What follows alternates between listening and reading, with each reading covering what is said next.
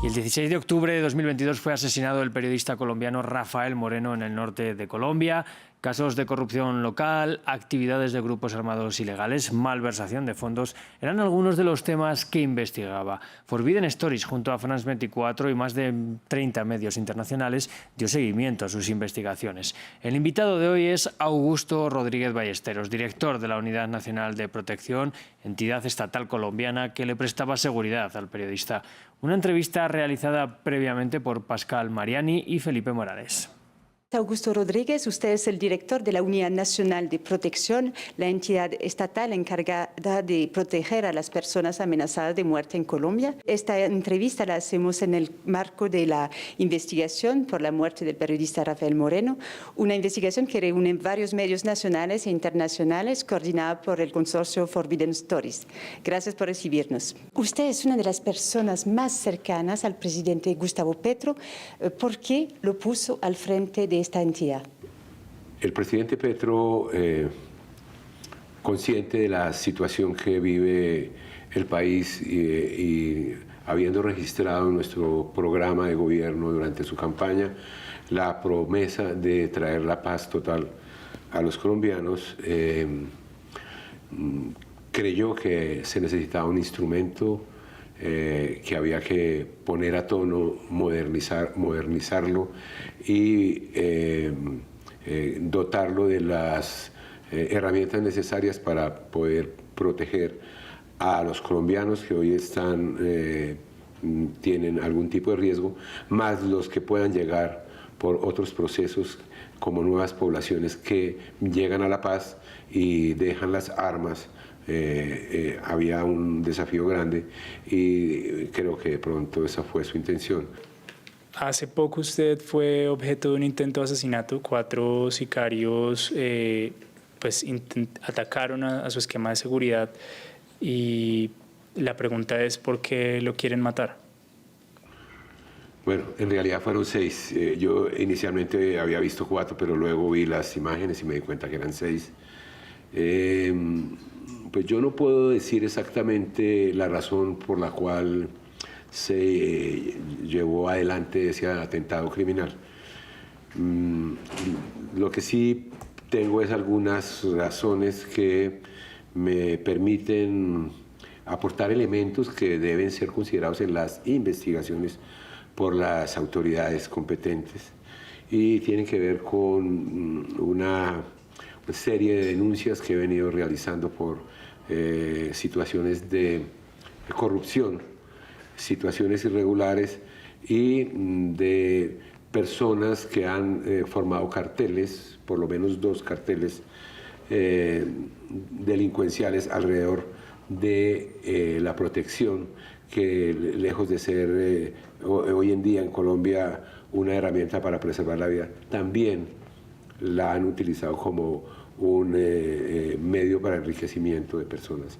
Ese es el motivo. Yo hice algunas denuncias sobre prácticas ilegales, corruptas, algo de narcotráfico, falsos blindajes de los vehículos, alquiler de esquemas de seguridad y de vehículos blindados a personas que no hacen parte de la población que se debe proteger, terratenientes, ganaderos, comerciantes, algunos artistas que vienen del exterior, incluso para llevar vehículos que han sido usados para llevar armas, alcaloides, drogas,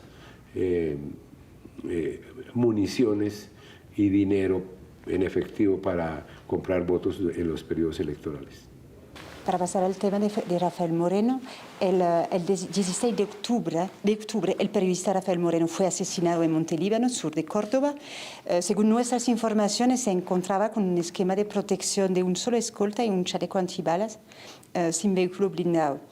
Rafael Moreno desistió de del servicio de la escolta el día antes de su asesinato y según varios testigos, él consideraba que este esquema no era suficiente para garantizar su protección. ¿Por qué tenía Rafael Moreno un esquema de protección mínimo a pesar de su situación de alto riesgo? Bueno, Rafael Moreno es una persona que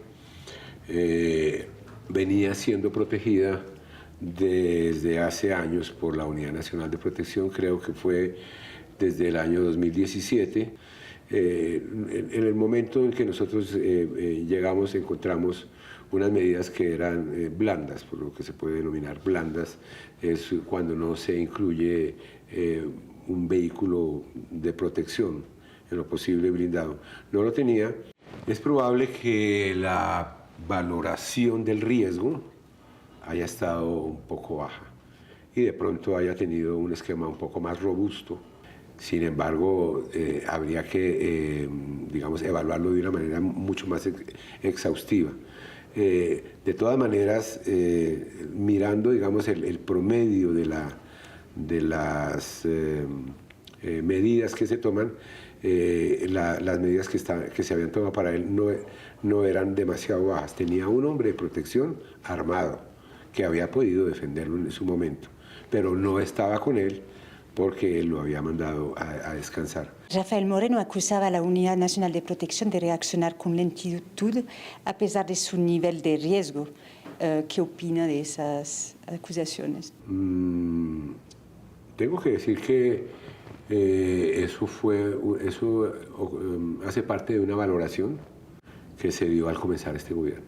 Cuando llegamos, lo primero que nos dimos cuenta es que la entidad reacciona demasiado lento.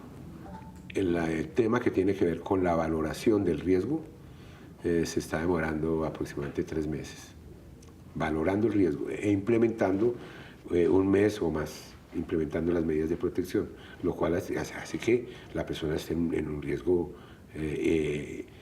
inexplicable durante 4 meses. Eso es uno de los elementos que se puso como tarea inmediata, entrar a disminuir drásticamente esos tiempos. Y de un punto de vista histórico, ¿cómo explica estos problemas? Nos hablaba de la caracterización, esos problemas que tiene la Unidad Nacional de Protección. Bueno, la Unidad Nacional de Protección proviene de una entidad que fue liquidada y cerrada. Es el DAS, Departamento Administrativo de Seguridad. En los últimos años de su vida había equivocado el camino institucional. Perdón. Se había dedicado a hacer espionaje a magistrados de las altas cortes, a periodistas, a políticos, a parlamentarios, defendiendo un gobierno específico, al gobierno de ese entonces. La gran mayoría de los funcionarios de DAS que quedaron son los buenos, pero existen algunos, ¿sí? Y hay en este momento personas que se ha detectado que por lo menos hay denuncias de prácticas incorrectas, de prácticas delincuenciales al interior de la Unidad Nacional de Protección. Ya que habla de estas decisiones que ha tomado, tanto integrar la planta de los trabajadores como abrir las puertas de la entidad a los entes de control, ¿qué otras medidas puede tomar para corregir estas fallas de la UNP a nivel nacional? Lo que estamos hablando de la demora en tomar decisiones que permiten que las personas sean asesinadas. Es absurdo.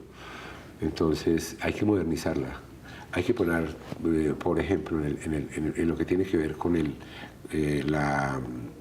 el análisis del riesgo, poner a todas las diferentes compartimentos que investigan y que hacen ese análisis en forma lineal frente a la persona que hace la solicitud, no en cascada, que lo atiende una persona, luego la lleva a otra y pide una información hasta que llega lentamente y sigue avanzando y la persona mientras tanto está en riesgo. No.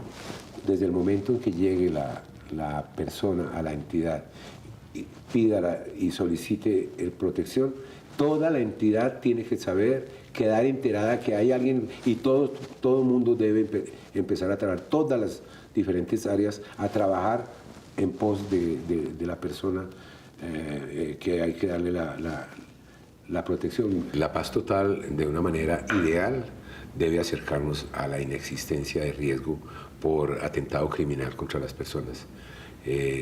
aspiramos y soñamos con que nos acerquemos lo máximo posible a ese estado ideal. Indudablemente que no hay perfección en los procesos y lo que sí creemos es que de manera paralela a eso y como resultado de una paz total ideal, la Unidad Nacional de Protección algún día sea mucho más pequeña de la que hoy tenemos.